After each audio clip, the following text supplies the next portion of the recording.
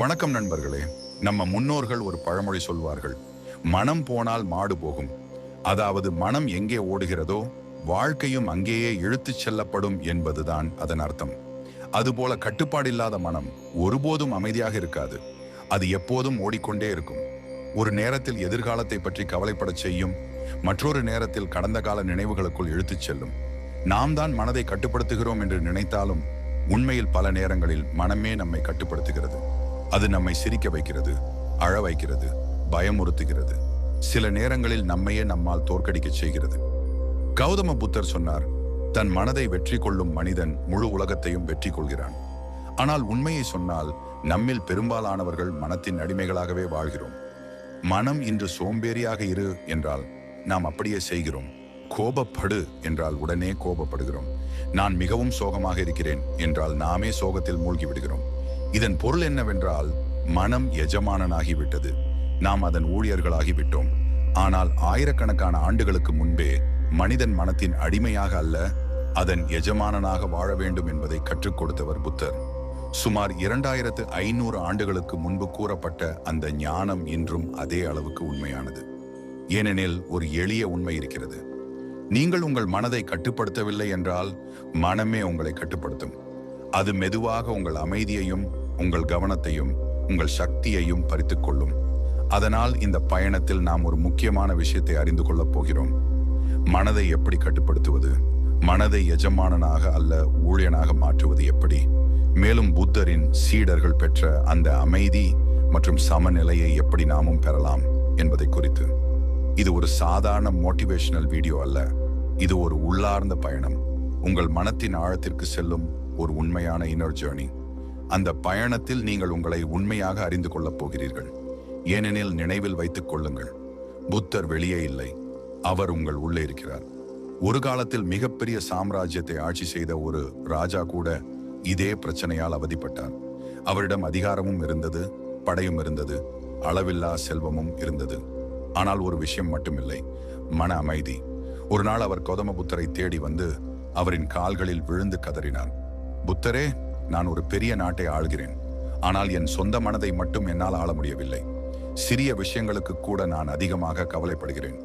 இரவு முழுவதும் யோசித்து யோசித்து என் தலையே வெடிக்கப் போகிற மாதிரி இருக்கிறது. தயவு செய்து என்னை காப்பாற்றுங்கள் என்று அவர் வேண்டினார். அப்போது புத்தர் அமைதியாக சிரித்தார்.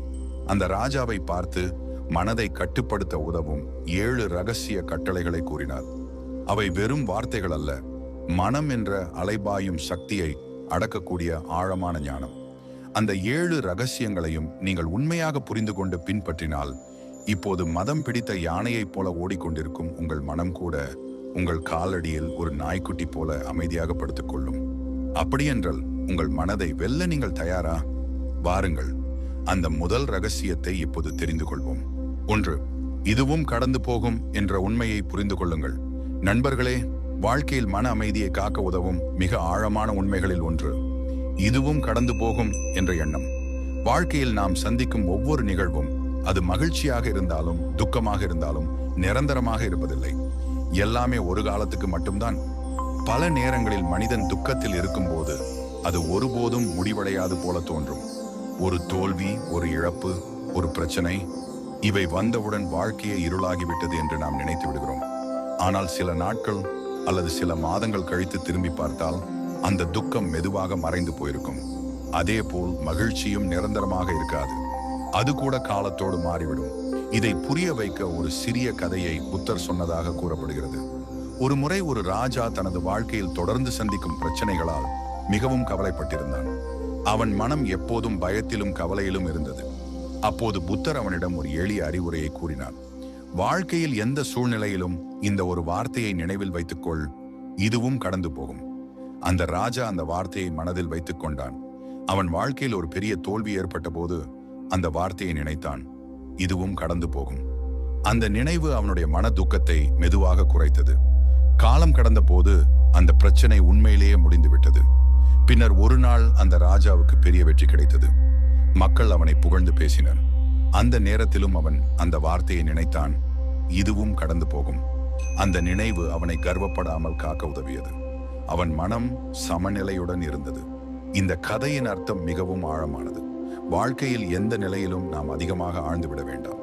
துக்கம் வந்தால் அது என்றும் இருக்காது என்று நினைவில் வைத்துக் கொள்ள வேண்டும். அதேபோல் மகிழ்ச்சி வந்தால் அதில் கர்வம் கொள்ளாமல் இருக்க வேண்டும். வாழ்க்கை ஒரு பருவ காலம் போல. மழைக்காலம் வந்தால் அது என்றும் நீடிக்காது. ஒரு நாள் சூரியன் மீண்டும் உதிக்கும். அதேபோல் வெயில் அதிகமாக இருந்தாலும் ஒரு நாள் மழை வந்து குளிர்ச்சியை தரும். வாழ்க்கையிலும் மகிழ்ச்சியும் துக்கமும் மாறி மாறி வரும். இந்த உண்மையை புரிந்து கொண்ட மனிதன் வாழ்க்கையை வேறொரு பார்வையில் பார்க்க ஆரம்பிப்பான். பிரச்சனைகள் வந்தாலும் அவன் உடைந்து போக மாட்டான். வெற்றி வந்தாலும் அவன் கர்வப்பட மாட்டான். அவன் மனம் அமைதியாகவும் சமநிலையுடனும் இருக்கும். நண்பர்களே, வாழ்க்கையில் எதுவாக இருந்தாலும் ஒரு விஷயத்தை மட்டும் நினைவில் வைத்துக் கொள்ளுங்கள். இந்த தருணமும் நிரந்தரமல்ல. இது கூட ஒரு நாள் கடந்து போய்விடும். அந்த உண்மையை மனதில் வைத்துக் கொண்டால் எந்த சூழ்நிலையிலும் உங்கள் மன அமைதியை நீங்கள் காக்க முடியும். இரண்டாவது, மூச்சை கவனியுங்கள். நண்பர்களே, மனதை அமைதியாக்குவதற்கான மிகவும் எளியதும் ஆழமானதுமான ஒரு ரகசியம் மூச்சை கவனிப்பது. மனிதன் பிறக்கும் தருணத்திலிருந்து இறக்கும் தருணம் வரை தொடர்ந்து நடக்கும் ஒரு செயல்தான் மூச்சு. ஆனால் ஆச்சரியமான விஷயம் என்னவென்றால், தினமும் ஆயிரக்கணக்கான முறை நாம் இந்த மூச்சை இழுத்து விடுகிறோம். ஆனாலும் அதை உணர்ந்து கவனிப்பது மிகவும் அரிது. அதனால்தான் மனம் எப்போதும் அமைதி இல்லாமல் ஓடிக்கொண்டே இருக்கும். மனத்தின் இயல்பு என்னவென்றால், அது ஒருபோதும் ஒரே இடத்தில் நிலையாக இருக்காது. ஒரு கணத்தில் அது கடந்த காலத்தை நினைத்து வருத்தப்பட செய்யும். அப்போது நான் அப்படி செய்யக்கூடாது, அந்த விஷயம் ஏன் நடந்தது என்ற பழைய நினைவுகளை மீண்டும் மீண்டும் நினைத்து மனதை துன்பப்படுத்தும். அடுத்த கணத்தில் அது எதிர்காலத்தை நினைத்து பயத்தை உருவாக்கும். நாளை என்ன ஆகும், நான் வெற்றி பெறுவேனா, வாழ்க்கை எப்படி இருக்கும் என்று எண்ணங்களை உருவாக்கும். இப்படி கடந்த காலமும் எதிர்காலமும் இடையே ஓடிக்கொண்டே இருக்கும் மனம் ஒருபோதும் அமைதியை அனுபவிக்க முடியாது. ஆனால் ஒரு உண்மை இருக்கிறது, மூச்சு மட்டும் எப்பொழுதும் நிகழ்காலத்தில் தான் இருக்கும். நீங்கள் இப்போது எடுக்கும் இந்த மூச்சு இந்த நிமிடத்திற்கே சொந்தமானது. அதனால் தான் புத்தர் தனது சீடர்களுக்கு மனதை அமைதியாக்க மிகவும் சக்தி வாய்ந்த ஒரு பயிற்சியை கற்றுக் கொடுத்தார். மூச்சை கவனிக்கும் தியானம். இதற்காக பெரிய ஏற்பாடுகள் எதுவும் தேவையில்லை. ஒரு அமைதியான இடத்தில் உட்காருங்கள். உங்கள் முதுகை நேராக வைத்துக் கொள்ளுங்கள்.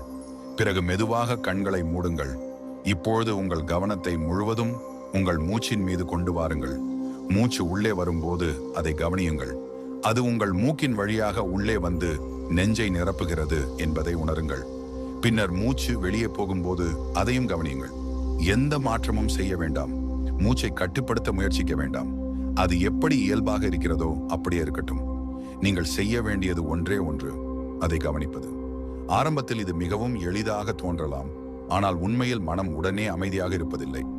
சில வினாடிகளுக்குள் உங்கள் மனம் வேறு எண்ணங்களுக்கு ஓட ஆரம்பிக்கும். இன்னும் செய்ய வேண்டிய வேலை இருக்கிறது, நேற்று நடந்த பிரச்சனை, நாளை என்ன செய்யலாம் என்று பல எண்ணங்கள் தோன்றும். இது தவறு அல்ல, இது மனத்தின் இயல்பு.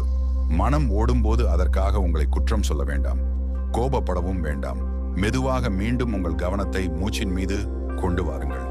இந்த சிறிய செயல்தான் மனதை மெதுவாக கட்டுப்பாட்டுக்குள் கொண்டு வரும். ஒரு காட்டு குதிரையை ஒரே நாளில் அடக்க முடியாது. ஆனால் தினமும் மெதுவாக பயிற்சி கொடுத்தால் அது ஒரு நாள் அமைதியாகிவிடும். மனமும் அதுபோலதான். தினமும் சில நிமிடங்கள் மூச்சை கவனிக்கும் இந்த பயிற்சியை செய்தால் மனத்தின் வேகம் மெதுவாக குறைய ஆரம்பிக்கும். நீங்கள் இதை சில நாட்கள் தொடர்ச்சியாக செய்தால் ஒரு மாற்றத்தை கவனிக்க ஆரம்பிப்பீர்கள். முன்பு சிறிய விஷயங்களுக்கே பதட்டம் அடைந்த மனம் மெதுவாக அமைதியாகும். சிந்தனைகள் தெளிவாகும். உடலும் லேசாக இருக்கும். உள்ளே ஒரு அமைதி, ஒரு நிலைத்தன்மை உருவாகும். ஏனெனில் நண்பர்களே, மூச்சுதான் மனத்துக்கும் உடலுக்கும் இடையிலான பாலம். நீங்கள் கோபமாக இருக்கும்போது உங்கள் மூச்சு வேகமாக இருக்கும். நீங்கள் பயப்படும் போது மூச்சு சீரற்றதாக இருக்கும். ஆனால் நீங்கள் அமைதியாக இருக்கும்போது மூச்சும் மெதுவாகவும் ஆழமாகவும் இருக்கும். அதனால் மூச்சை கவனிப்பதன் மூலம் நீங்கள் நேரடியாக மனதை அமைதியாக்க முடியும். இதற்காக ஒரு நாள் முழுவதும் நேரம் தேவையில்லை.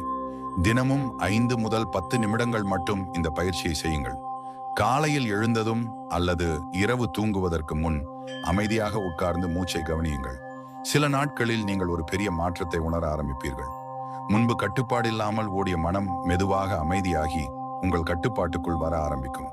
அப்போதுதான் நீங்கள் உணர்வீர்கள், உண்மையான அமைதி வெளியில் இல்லை, அது உங்கள் உள்ளேயே இருக்கிறது என்று. மூன்றாவது, பழைய காயங்களை விடுங்கள். நண்பர்களே, மனிதன் மன அமைதியை இழக்கும் மிகப்பெரிய காரணங்களில் ஒன்று பழைய காயங்களை மனதில் பிடித்து கொண்டிருப்பது. வாழ்க்கையில் யாராவது நம்மை காயப்படுத்தி இருக்கலாம், நம்மை அவமதித்திருக்கலாம், நம்மை புரிந்து கொள்ளாமல் தவறாக நடந்து கொண்டிருக்கலாம். சில நேரங்களில் நம்மால் மிகவும் நம்பப்பட்ட மனிதர்களே நம்மை ஏமாற்றியிருக்கலாம். அந்த சம்பவங்கள் நடந்த தருணத்துல அது நம்முடைய மனதிலே ஒரு காயத்தை உருவாக்கும். ஆனால் அந்த காயம் வருடங்கள் கடந்தும் ஆறாமல் இருப்பதற்கான காரணம் அந்த சம்பவம் அல்ல. அதை நாம் மீண்டும் மீண்டும் நினைத்து மனதில் உயிருடன் வைத்திருப்பதுதான். ஒரு காயம் உடலில் ஏற்பட்டால் சில நாட்கள் அல்லது சில வாரங்களில் அது ஆறிவிடும். ஆனால் மனதில் ஏற்பட்ட காயம் வேறுபட்டது. அதை நாம் தினமும் நினைத்து கிளறிக்கொண்டே இருந்தால் அது ஒருபோதும் ஆறாது. உண்மையில் அந்த ஒரு சம்பவம் சில நிமிடங்கள் அல்லது சில மணி நேரம் மட்டுமே நடந்திருக்கலாம்.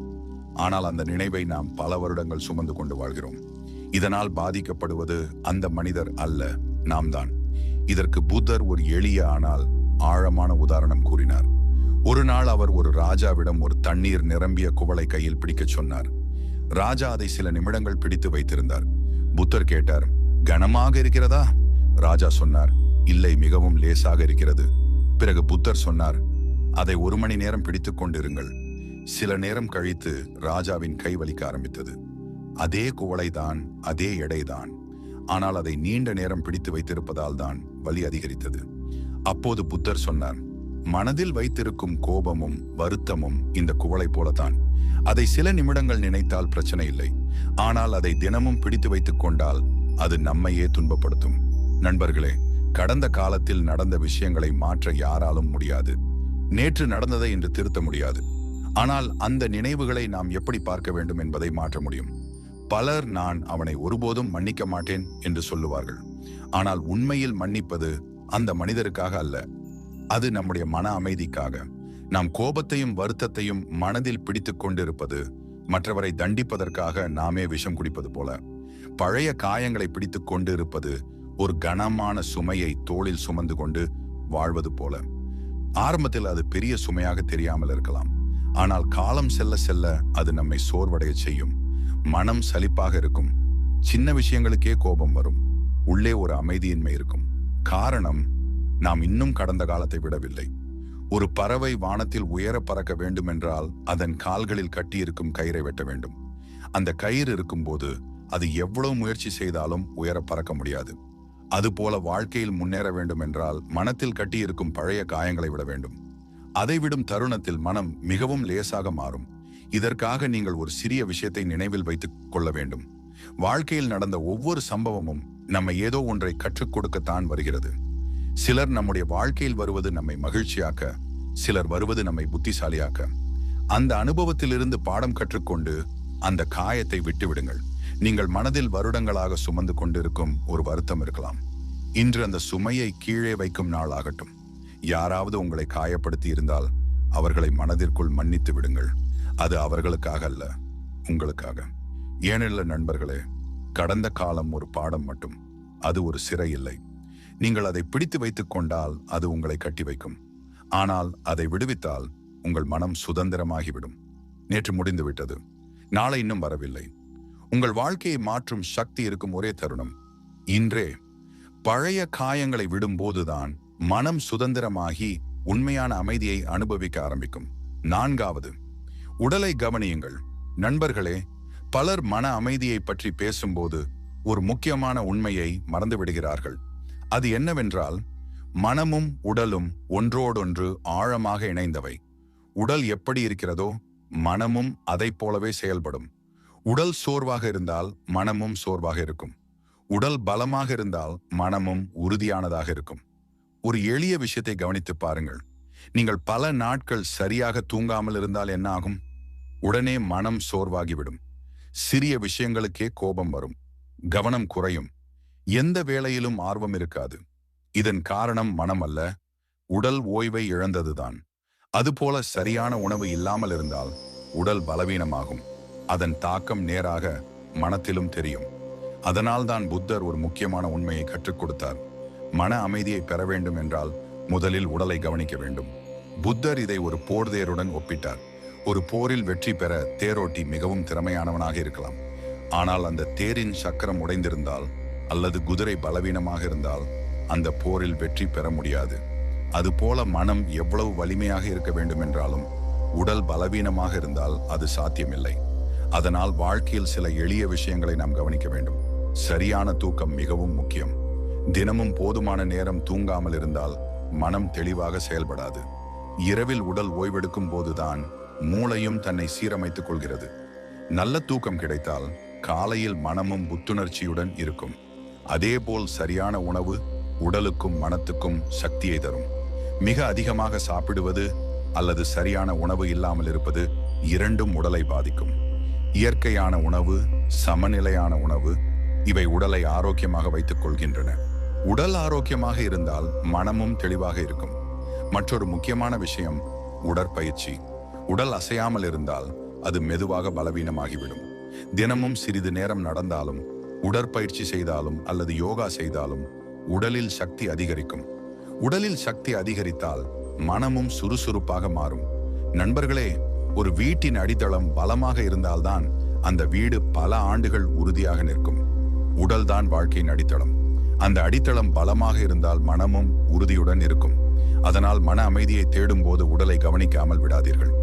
சரியான தூக்கம், நல்ல உணவு, ஒழுங்கான வாழ்க்கை, சிறிய உடற்பயிற்சி, இந்த எளிய பழக்கங்கள் உங்கள் உடலையும் மனத்தையும் மாற்றும் சக்தி கொண்டவை. ஏனெனில் நண்பர்களே, ஆரோக்கியமான உடலில்தான் ஆரோக்கியமான மனம் உருவாகும். உடலை கவனித்தால் மனம் தானாகவே உறுதியும் அமைதியும் பெற ஆரம்பிக்கும். 5வது, மௌனத்தின் சக்தியை அறியுங்கள். நண்பர்களே, வாழ்க்கையில் மனிதன் கற்றுக்கொள்ள வேண்டிய மிக முக்கியமான திறன்களில் ஒன்று மௌனமாக இருப்பதற்கான அறிவு. பெரும்பாலும் நாம் நினைப்பது என்னவென்றால், எதற்கும் உடனே பதில் சொல்ல வேண்டும், யாராவது நம்மை குறை கூறினால் உடனே எதிர்த்து பேச வேண்டும் என்று. ஆனால் வாழ்க்கையின் உண்மை என்னவென்றால், எல்லா நேரங்களிலும் பேசுவது அறிவு அல்ல. சில நேரங்களில் பேசாமல் இருப்பதே மிகப்பெரிய அறிவும் மிகப்பெரிய வலிமையும் ஆகும். ஒரு மனிதன் கோபத்தில் இருக்கும்போது அவன் பேசும் வார்த்தைகள் பெரும்பாலும் அவன் இதயத்தின் உண்மையான எண்ணங்கள் அல்ல, அந்த தருணத்தின் உணர்ச்சிகளே. அந்த கோபம் சில நிமிடங்களில் மறைந்து போகலாம். ஆனால் அந்த நேரத்தில் பேசப்பட்ட வார்த்தைகள் மற்றவர்களின் மனதில் நீண்ட கால காயத்தை ஏற்படுத்திவிடும். அதனால்தான் பல உறவுகள் ஒரு சிறிய வார்த்தையால் உடைந்து போகின்றன. ஒரு நிமிட கோபத்தில் சொல்லப்பட்ட வார்த்தை பல வருட உறவை கூட உடைத்துவிடும். அதனால்தான் புத்தர் ஒரு முக்கியமான அறிவுரையை கூறினார். பேசுவதற்கு முன் 3 விஷயங்களை யோசிக்க வேண்டும். அது உண்மையா? அது தேவையா? அது நல்லதா? இந்த 3 கேள்விகளுக்கும் பதில் ஆம் என்றால் மட்டுமே அந்த வார்த்தையை பேச வேண்டும். இல்லையெனில் மௌனம் மிகவும் நல்லது. மௌனம் என்பது பலவீனம் அல்ல. பலர் நினைப்பது என்னவென்றால், பேசாமல் இருப்பவன் பயந்தவன் அல்லது பலவீனமானவன் என்று. ஆனால் உண்மையில் அதற்கு மாறாக மௌனம் என்பது மனவலிமையின் அடையாளம். ஒருவர் உங்களை தூண்டினால் உடனே கோபத்தில் பதில் சொல்லுவது மிகவும் எளிது. ஆனால் அந்த கோபத்தை கட்டுப்படுத்தி அமைதியாக இருப்பதுதான் உண்மையான சக்தி. அது உங்கள் மனத்தின் கட்டுப்பாட்டை காட்டுகிறது. நம்முடைய முன்னோர்கள் ஒரு அழகான ஒப்புமையை சொல்வார்கள். அதிகம் பேசும் கிளிக்கூண்டில் இருக்கும், அமைதியாக இருக்கும் கழுகு வானத்தில் உயர பறக்கும். அதன் அர்த்தம் என்னவென்றால், அதிகமாக பேசுபவன் பல பிரச்சனைகளில் சிக்கிக் கொள்வான். ஆனால் அமைதியாக இருக்கும் மனிதன் உயர்ந்த சிந்தனையுடன் வாழ முடியும். மௌனத்திற்கு இன்னொரு பெரிய சக்தி இருக்கிறது. நாம் தொடர்ந்து பேசிக்கொண்டே இருந்தால் அல்லது சத்தம் நிறைந்த சூழலில் இருந்தால் மனம் ஒருபோதும் அமைதியாக இருக்காது. ஆனால் சில நேரங்களில் நாம் அமைதியாக இருந்தால் மனம் மெதுவாக தெளிவாக ஆரம்பிக்கும். அந்த அமைதியில்தான் நம்முடைய உண்மையான எண்ணங்களையும் உணர்ச்சிகளையும் புரிந்து கொள்ள முடியும். புத்தர் தனது சீடர்களுக்கு அடிக்கடி ஒரு விஷயத்தை கற்றுக்கொண்டு கொடுத்தார். சில நேரங்களில் மௌனம் ஒரு பதில் மட்டுமல்ல, அது ஒரு தியானம். அமைதியாக இருப்பது மனதுக்குள் ஒரு ஆழமான அமைதியை உருவாக்கும். அந்த அமைதியில்தான் மனிதன் தனது உண்மையான வலிமையை கண்டுபிடிக்கிறான். நண்பர்களே, வாழ்க்கையில் எல்லா போரையும் வார்த்தைகளால் ஜெயிக்க முடியாது. சில சமயம் அமைதியே மிகப்பெரிய பதிலாக இருக்கும். யாராவது உங்களை அவமதித்தால், தூண்டினால் அல்லது குறை கூறினால் உடனே பதில் சொல்ல வேண்டிய அவசியமில்லை. அந்த தருணத்தில் அமைதியாக இருங்கள். காலம் பல நேரங்களில் உங்களுக்காக பதில் சொல்லிவிடும். ஏனெனில் உண்மையில் அதிகமாக பேசுபவன் புத்திசாலி அல்ல. சரியான நேரத்தில் சரியான வார்த்தைகளை மட்டும் பேசுபவன் தான் உண்மையான புத்திசாலி. மௌனத்தின் சக்தியை புரிந்து கொண்ட மனிதன் வாழ்க்கையில் தேவையற்ற பிரச்சனைகளில் சிக்காமல் அமைதியாகவும் அறிவுடன் வாழ முடியும். 6வது, ஒப்பீட்டை நிறுத்துங்கள். நண்பர்களே, மனிதன் மன அமைதியை இழக்கும் மறைமுகமான ஆனால் மிகவும் சக்தி வாய்ந்த காரணங்களில் ஒன்று மற்றவர்களுடன் தன்னை ஒப்பிட்டு வாழ்வது. இன்றைய உலகத்தில் இது மிகவும் பொதுவான பழக்கமாகிவிட்டது. யாராவது நம்மை விட அதிகம் சம்பாதிக்கிறார்கள் என்றால், நாம் நம்மை குறைவாக உணர்கிறோம். யாராவது பெரிய வீடு வாங்கினால் நம்முடைய வாழ்க்கை சிறியதாக தோன்றுகிறது. யாராவது வெற்றி பெற்றால் நம்முடைய முயற்சிகள் எல்லாம் வீணாகிவிட்டது போல் தோன்றுகிறது. ஆனால் உண்மை என்னவென்றால், ஒப்பீடு மனிதனை ஒருபோதும் திருப்தியாக வாழவிடாது. நீங்கள் எப்பொழுதும் யாரையாவது உங்களை விட முன்னே இருப்பவரை கண்டுபிடித்து விடலாம். அதனால் தான் ஒப்பீடு ஒரு முடிவில்லாத ஓட்டமாக மாறிவிடுகிறது. அந்த ஓட்டத்தில் மனிதன் எவ்வளவு ஓடினாலும் அவனுக்கு அமைதி கிடைக்காது. ஒரு எளிய உதாரணத்தை நினைத்து பாருங்கள். ஒரு ஓட்டப் போட்டியில் ஓடுகிற வீரன் தனது பாதையை பார்த்து ஓடாமல் பக்கத்தில் ஓடுகிறவரை மட்டும் பார்த்து கொண்டே ஓடினால் என்ன ஆகும்? அவன் தனது வேகத்தையும் திசையையும் இழந்து விடுவான். அதுபோல வாழ்க்கையிலும் மற்றவர்களை தொடர்ந்து பார்த்து கொண்டே இருந்தால் நம்முடைய பாதையை நாம் மறந்து விடுகிறோம். புத்தர் இதை பற்றி ஒரு ஆழமான உண்மையை கற்றுக் கொடுத்தார். அவர் சொன்னார், ஒவ்வொரு மனிதனுக்கும் வாழ்க்கையில் தனித்தனி பாதை இருக்கிறது. ஒரு மரம் ஒரு மாதத்தில் பெரியதாக வளராது. ஆனால் ஒரு புல் சில நாட்களில் வளர்ந்துவிடும். அதனால் புல் மரத்தை பார்த்து பொறாமை கொள்ளாது. மரமும் புல்லை பார்த்து தன்னை குறைவாக நினைக்காது. இரண்டும் தங்களுடைய இயல்பான வேகத்தில் வளர்கின்றன. அதே போல மனிதர்களின் வாழ்க்கையும் வேறுபட்டது. ஒருவருக்கு வெற்றி சீக்கிரம் கிடைக்கலாம், மற்றொருவருக்கு அது சிறிது நேரம் எடுத்துக் கொள்ளலாம். ஆனால் அதனால் ஒருவரின் மதிப்பு குறையாது. ஒவ்வொருவருக்கும் வாழ்க்கையில் ஒரு தனிப்பட்ட பயணம் இருக்கிறது. இன்றைய காலத்தில் சமூக வலைத்தளங்கள், சோசியல் மீடியா இந்த ஒப்பீட்டை இன்னும் அதிகமாக உருவாக்குகின்றன. நாம் இதை மற்றவர்களின் வாழ்க்கையின் சிறந்த தருணங்களை மட்டும் பார்க்கிறோம். அவர்களின் வெற்றி, மகிழ்ச்சி, வசதி. ஆனால் அவர்கள் சந்தித்த கஷ்டங்களையும் போராட்டங்களையும் நாம் பார்க்கவில்லை. அதனால் மற்றவர்களின் வாழ்க்கை முழுவதும் பெர்ஃபெக்ட் என்று தோன்றுகிறது. ஆனால் உண்மையில் ஒவ்வொரு மனிதனின் வாழ்க்கையிலும் சவால்கள் இருக்கின்றன. நண்பர்களே, வாழ்க்கையில் அமைதியாக வாழ ஒரு முக்கியமான பழக்கத்தை உருவாக்க வேண்டும். உங்கள் கவனம் உங்கள் வாழ்க்கையின் மீது இருக்க வேண்டும். நீங்கள் நேற்று இருந்த இடத்தை விட இன்று சிறிது முன்னேறியுள்ளீர்களா? உங்கள் திறமைகள் வளர்ந்துள்ளதா? உங்கள் வாழ்க்கை மெதுவாக முன்னேறுகிறதா என்பதையே பாருங்கள். ஒரு விதை என்று விதைக்கப்பட்டால் அது நாளை பெரிய மரமாக மாறாது. அது மெதுவாக வளர வேண்டும். அதுபோல வாழ்க்கையிலும் வெற்றி ஒரு பயணம். அதற்கு பொறுமையும் முயற்சியும் தேவை. நீங்கள் மற்றவர்களுடன் உங்களை ஒப்பிடுவதை நிறுத்தும் தருணத்தில் ஒரு பெரிய சுதந்திரத்தை உணர்வீர்கள். மனம் லேசாக மாறும். தேவையற்ற பொறாமை குறையும். உங்கள் கவனம் முழுவதும் உங்கள் வளர்ச்சியின் மீது இருக்கும். ஏனெனில் நண்பர்களே, மற்றவர்களுடன் போட்டியிடும் வாழ்க்கை ஒருபோதும் அமைதியை தராது. ஆனால் நேற்று இருந்த உங்களுடன் போட்டியிடும் வாழ்க்கை உங்களை மெதுவாக வெற்றிக்கும் அமைதிக்கும் கொண்டு செல்லும். 7வது, நிகழ்காலத்தில் வாழுங்கள்.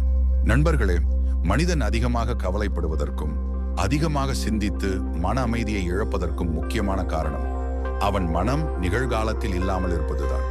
பெரும்பாலும் மனிதன் 2 இடங்களில் தான் வாழ்கிறான். கடந்த கால நினைவுகளில் அல்லது இன்னும் வராத எதிர்காலத்தின் கவலைகளில். ஆனால் உண்மையில் இந்த 2லும் வாழ்க்கை இல்லை. கடந்த காலம் ஏற்கனவே முடிந்துவிட்டது. அதில் நடந்த தவறுகள், வருத்தங்கள், தோல்விகள், அவற்றை நாம் மீண்டும் மாற்ற முடியாது. ஆனால் பலர் தினமும் அந்த பழைய நினைவுகளை நினைத்து மனதை துன்பப்படுத்திக் கொண்டே இருக்கிறார்கள்.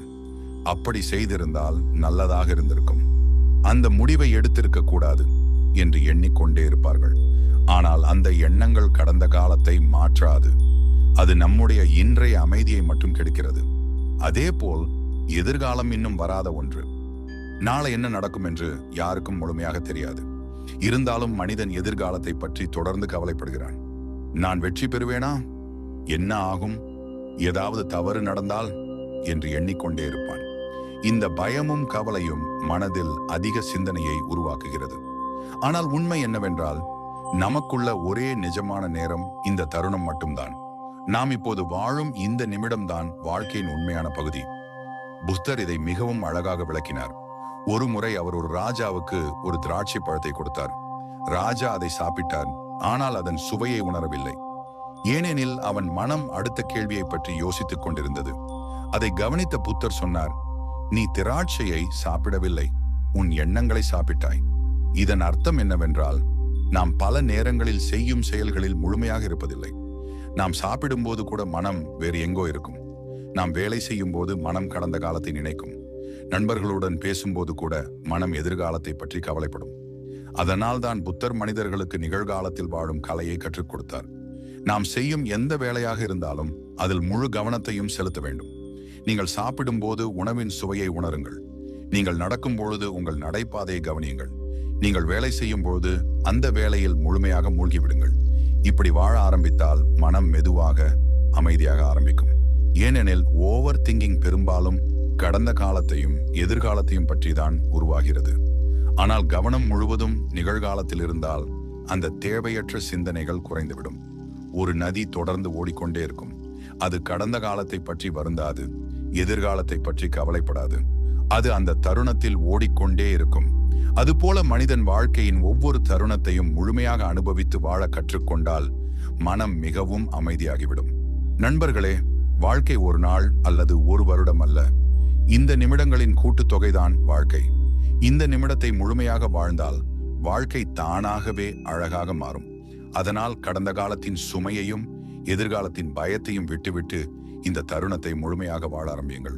அப்பொழுது மன அமைதி தானாகவே உங்கள் வாழ்க்கையில் வந்து சேரும். நண்பர்களே, இந்த 7 ரகசியங்களையும் நீங்கள் உங்கள் வாழ்க்கையில் மெதுவாக நடைமுறைப்படுத்த ஆரம்பித்தால் ஒரு பெரிய மாற்றத்தை நீங்கள் உணர ஆரம்பிப்பீர்கள். இப்பொழுது ஓயாமல் ஓடிக்கொண்டிருக்கும் உங்கள் மனம் மெதுவாக அமைதியாக ஆரம்பிக்கும். தேவையில்லாத எண்ணங்கள் குறையும், கவலைகள் குறையும். மனதில் இருந்த குழப்பம் மெதுவாக தெளிவாக மாறும். நம்மில் பலர் தினமும் மனம் சொல்வதை கேட்டு வாழ்கிறோம். மனம் சொன்னால் கவலைப்படுகிறோம், மனம் சொன்னால் கோபப்படுகிறோம், மனம் சொன்னால் சோகமாகி விடுகிறோம். ஆனால் இந்த 7 ரகசியங்களை தொடர்ந்து பயிற்சி செய்தால் ஒரு நாள் நீங்கள் உணருவீர்கள், மனம் உங்களை கட்டுப்படுத்தவில்லை, நீங்கள் தான் உங்கள் மனதை கட்டுப்படுத்துகிறீர்கள் என்று. மனம் ஒரு நல்ல எஜமானன் அல்ல, ஆனால் அது ஒரு சிறந்த ஊழியன். அதை சரியாக வழிநடத்தினால் அது உங்கள் வாழ்க்கையை முன்னேற்றும். இல்லையெனில் அது உங்களை சோர்வடைய செய்துவிடும். அதனால்தான் புத்தர் மனிதர்களுக்கு முதலில் கற்றுக் கொடுத்தது உள்ளேயுள்ள மனதை வெல்லும் கலை. இந்த ரகசியங்களை ஒரே நாளில் முழுமையாக செய்ய வேண்டிய அவசியமில்லை. இன்று ஒரு சிறிய பழக்கத்திலிருந்து ஆரம்பியுங்கள். உங்கள் எண்ணங்களை கவனியுங்கள். சில நிமிடங்கள் மூச்சை கவனியுங்கள். தேவையில்லாத ஒப்பீடுகளை நிறுத்துங்கள். உங்கள் உடலையும் மனதையும் கவனியுங்கள். மெதுவாக இந்த பழக்கங்கள் உங்கள் வாழ்க்கையின் ஒரு பகுதியாக மாறும்.